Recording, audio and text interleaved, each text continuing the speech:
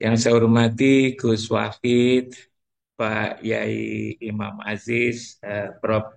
Mas Duki Ahmad. Saya ini sebetulnya ingin dengarkan dari Prof. Mas Duki Ahmad tadi, yang agak panjang begitu, tapi pendek. Tapi saya sudah senang itu, walaupun itu pendek ini tadi. Ini tema ini berat ya, eh, Gus Wahid ini.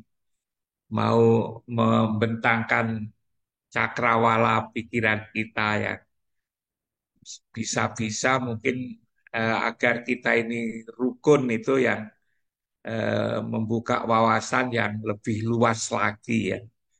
Tembok-tembok pembatas tentang kemanusiaan ini hendaknya dibuka ini. Dan itu sebetulnya juga sensitif Gus Wahid. Biasanya banyak kritik-kritik kita ini kalau sudah bicara tentang agama ini. Tapi tidak berarti bahwa tema ini salah, tema ini keliru. Menurut tema saya ini benar sekali. Hanya lalu halakoh ini kiranya Gus Wakid akan ngajak kita semua bagaimana mencari mencari reasoning ya, mencari landasan pikiran bahwa Islam itu memang sedemikian luas itu. Tetapi apapun pikiran kita memang harus dipandu oleh ayat-ayat Al-Quran. Tidak boleh kita keluar dari Al-Quran dan Sunnah. Saya kira seperti itu. Nah, menurut hemat saya, Gus Wahid, bicara agama itu memang bicara yang hal-hal yang juga yang goib. Yu'minuna bil ghaibi gini. Nah ini juga yang tidak mudah kalau dikaji di perguruan tinggi. Perguruan tinggi kan selalu bicara yang masuk akal ya. Memang agama juga masuk akal gitu kan. Tapi yang berdasarkan data, berdasarkan apa informasi-informasi lah. Agama kan bicara yang gaib ini juga tambah berat lagi, Gus Wahid. Lalu mengapa ini kita bicara bahwa Muhammad ini sesungguhnya eh, harus dipahami agama yang dibawa itu yang untuk semua ya. Mungkin yang selama ini kurang kita dalami adalah pengetahuan kita tentang Muhammad itu, Gus Wahid kira-kira. Muhammad itu sebetulnya siapa? Dulu pernah saya sampaikan kan, kalau kita bicara Muhammad itu ya suaminya Khadijah, anaknya Abdullah dan Aminah, pengembala kambing waktu di padang pasir waktu masih kecil. Saya kira itu tidak salah ya. Tapi tatkala Muhammad itu sebagai manusia, manusia sebagai Muhammad sebagai nabi ya, pembawa berita. Tapi kalau Muhammad sebagai rasul, rasanya memang kurang kurang apa namanya, kurang mendalam dan kurang luas. Kita memahami Muhammad itu kan sejak apa ya dari apa namanya putranya Abdullah Aminah, lalu suaminya Khadijah, lalu diangkat menjadi nabi. Tapi sebelum itu sebetulnya Muhammad itu siapa? Muhammad sebelum itu, Gus Wahid. Kok Isa juga menyebut sebutan Ahmad itu kan? Tentu sebelum artinya Isa sudah kenal dengan Muhammad itu yang ketika itu bernama Ahmad. Nah, jangan-jangan sebelum itu juga punya nama-nama yang lain ya, yang kita tidak tahu. Ya. Lalu ketika saya misalnya mendengar hadis qudsi ya, apakah ini benar atau tidak, orang juga berdebat gitu kan. Yang mengatakan misalnya ana minallah wal mu'minuna minni. Aku dari Allah dan mukmin itu dari aku.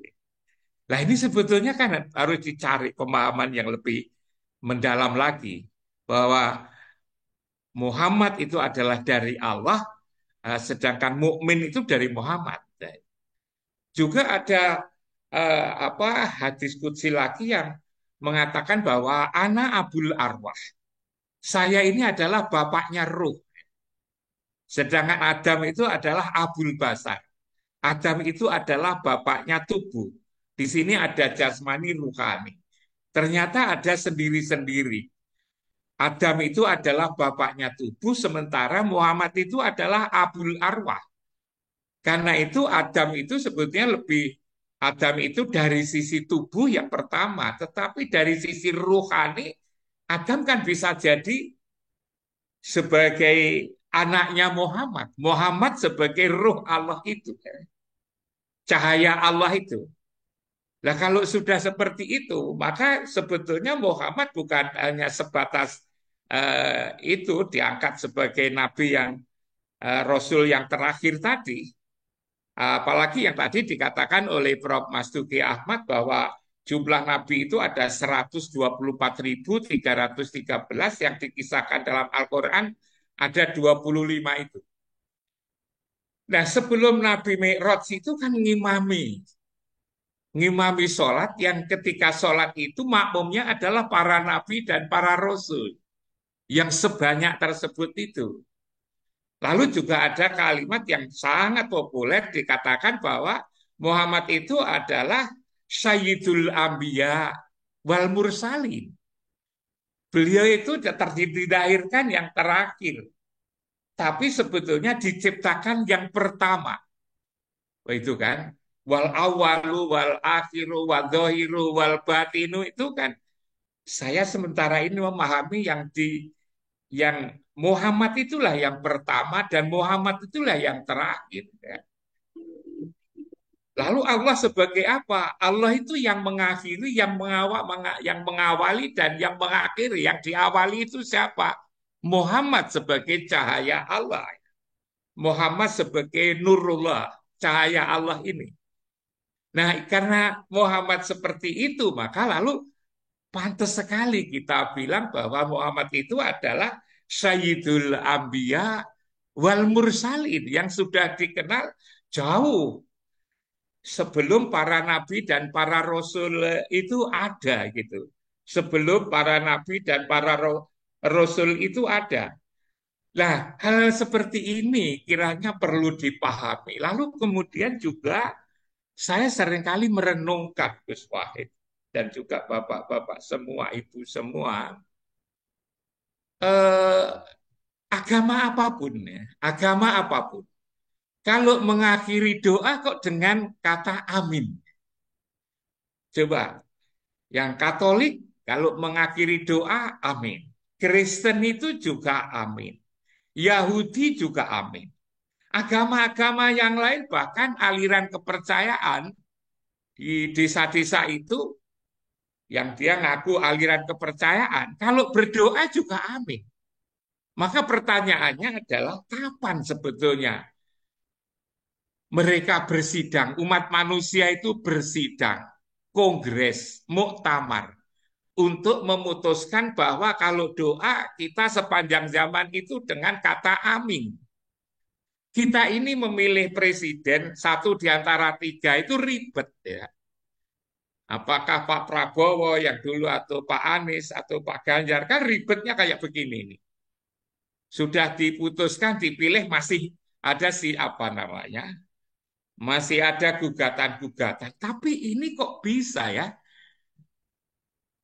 Tatkala berdoa kok semua manusia sepanjang zaman, lalu semua agama kalau berdoa kok amin. Kristen amin, Katolik amin, Yahudi amin, Hindu, aliran kepercayaan juga amin, Islam juga amin. Kok bisa itu? Pertanyaannya adalah amin itu siapa gitu. Jangan-jangan amin itu adalah nama. Sebab kalau semua agama-agama itu bahasanya kan berbeda-beda. Ada bahasa Kapti, ada bahasa Suryani, ada bahasa Ibrani, ada bahasa Parsi, ada bahasa Arab. Kok lalu semua kalau doa amin, berarti itu bukan bahasa Arab. Jangan-jangan amin ini nama, jangan-jangan. Nama seorang. Karena itu bahasa apapun juga mengatakan amin. Yang itu tadi, bahasa Ibrani amin, bahasa Kapti, bahasa Suryani Amin, berarti itu nama. Seperti misalnya nama saya pergi kemana saja, nama saya tetap. Tidak dirubah-rubah, nama. Nah, yang punya nama itu siapa itu? Yang punya nama Amin itu siapa? Kok lalu saya sering juga melihat misalnya di gereja itu kan Amin juga disebut. Kalau Kristen ini kan demi Bapa, Putra, Roh Kudus, Amin. Nah, saya juga bisa Gus Wakid. Demi Bapa, Putra, Roh Kudus, Amin. Amin juga. Nah, kalau Amin itu nama orang, yang bernama Amin itu siapa? Jangan-jangan ini yang kelewatan belum kita gali gitu Gus Wakid. Kok bisa menyamakan ini? Kalau itu bisa jelas, jangan-jangan Amin itu adalah Sayyidul Anbiya wal Mursalin itu gitu. Sayyidul Anbiya wal Mursalin itu. Nah, ini memang menyangkut hal-hal yang sangat sensitif, apalagi tadi dijelaskan oleh Pak Yai Imam Aziz tadi bahwa apa namanya kita itu tidak boleh menserikatkan eh, dengan sesuatu apapun. Saya kadang juga berpikir yang tidak boleh diserikatkan itu siapa? Kalau Allah itu kan zat, nama zat kan tidak bisa berserikat. Namanya zat kok berserikat? Dia tidak mungkin. Jangan-jangan yang tidak boleh diperserikatkan itu ada Rob itu. Tapi Rob itu siapa gitu? Kok ada ya namanya God itu kan? Tapi juga ada nama Lord gitu kan? Ada Allah, ada Tuhan, ada Allah, ada Rob, ada Bismillah, ada Bismirob. Nah, jangan-jangan Allah Bismillah dan Bismirob itu jangan-jangan juga beda, jangan-jangan. Kita mesti harus cari Rob itu siapa. Jangan-jangan yang tidak boleh diserikatkan itu adalah yang Rob itu, jangan-jangan. Tapi lagi-lagi ini adalah sangat sangat sensitif sekali Gus Wakid. Tapi kalau kita bisa berani dan menemukan itu, siapa sih sesungguhnya yang disebut Muhammad, yang disebut dengan Amin, kok semua berdoa dimulai dengan Amin. Kalau Amin itu adalah semua ini, agama semua itu Amin, jangan-jangan ini Gus Wakid yang juga bisa mempersatukan ini kita semua. Tetapi paling tidak bagi saya itu ternyata pemahaman agama itu masih perlu digali secara terus-menerus itu kan. Menurut hemat saya itu seperti itu Gus Wakid. Lalu ketika ini saya tadi ketika sambil mendengarkan Gus Wakid lalu juga Pak Yai Imam Aziz itu saya menemukan itu di surat Ali Imran ya. Di surat Ali Imran ayat 81 yang kalau saya baca terjemahnya itu agar tidak terlalu panjang, maka dikatakan di sana dan ingatlah ketika Allah mengambil perjanjian dari para nabi. Jadi Allah mengambil perjanjian para nabi. Manakala aku memberikan kitab dan hikmah kepadamu, lalu datang kepada kamu seorang rasul yang membenarkan apa yang ada pada kamu, niscaya kamu akan sungguh-sungguh beriman kepadanya dan menolongnya. Para rasul itu ada janji, ada apa namanya tadi, janji dengan Allah. Mereka akan menolongnya. Lalu Allah berfirman, apakah kamu setuju dan menerima perjanjian dengan aku atas yang demikian itu? Mereka para nabi itu menjawab, kami setuju. Lalu Allah berfirman, kalau begitu bersaksilah kamu para nabi-nabi ini dan aku menjadi saksi bersama kamu. Jadi di sini tatkala Muhammad itu adalah yang Sayyidul Anbiya wal Mursalin, yang ketika nama Allah disebut, nama Muhammad disebut. Dan kalau saya membaca-baca hadis qudsi, apakah itu benar atau tidak, saya juga tidak mengerti. Nanti capek untuk ini. Dia mengatakan bahwa Adam itu melihat semacam lukisan ketika di Arafah kepada ke arah Baitullah itu ada lukisan Allah dan Muhammad.